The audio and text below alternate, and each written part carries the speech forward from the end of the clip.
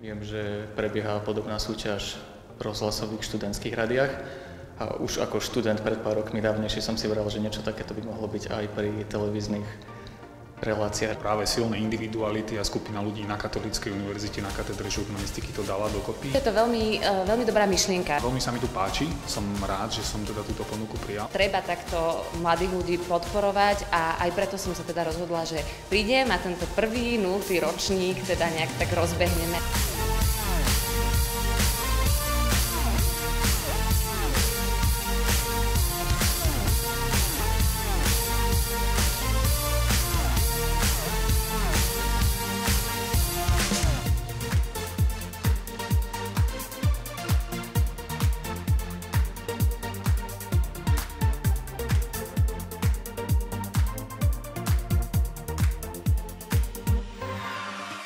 Niektoré kategórie boli naozaj veľmi silné a veľmi zaujímavé. Študenti prekvapili. Vidno naozaj na tejto práci, že je to veľakrát kreatívne, že naozaj si dajú na tom záležať.